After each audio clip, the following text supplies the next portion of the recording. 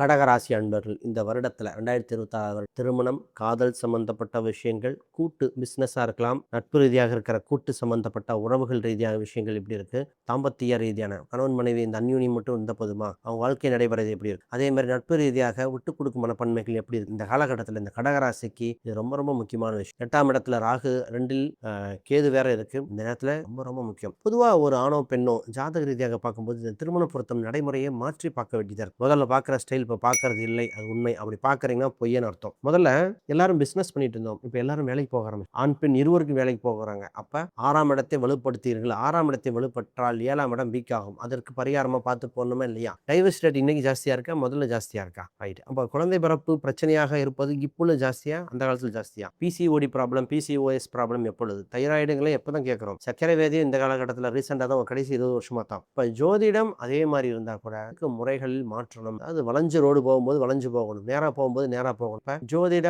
உணவு பழக்க வழக்கத்துல எல்லாம் மாறும் பொழுது ஜோதிட கருத்துக்களை நம்ம தகுந்தமாக அடாப்ட் பண்ணணும். 10 பொருத்தம் 10ஆவது பொருத்தமாக மாறிவிட்டன என்பதை உறுதியாக சொல்ல முடியும். ரைட். இப்போ திருமண ரீதியாக, நட்பு ரீதியாக நிறைய விஷயங்கள் கவனமாக பார்க்க வேண்டிய ராசி கடகராசி. முதல்ல புதுசாக பார்க்குறவங்க சப்ஸ்கிரைப் பண்ணிக்காங்க. கேள்விகள் சந்தேகம். கடகராசி தாய் உள்ளம் கொண்ட அறிவை துணையாக கொண்ட ராசி. இது என்ன எமோஷனல் மட்டும் டப்புன்னு ஆயிரும்.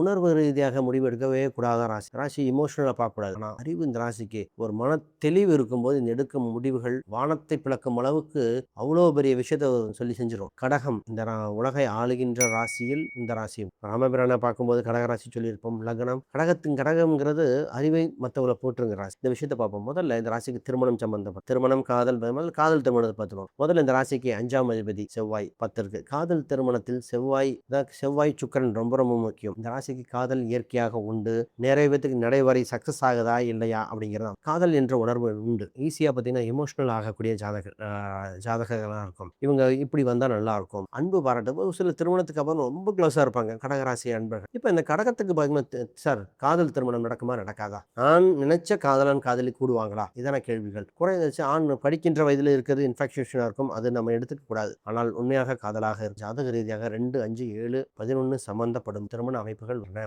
ஆண் பெண் 2 பேர் கூட 3, 12 தொடர்பும் பார்க்க வேண்டிய காலகட்டத்தில் இருக்காங்க.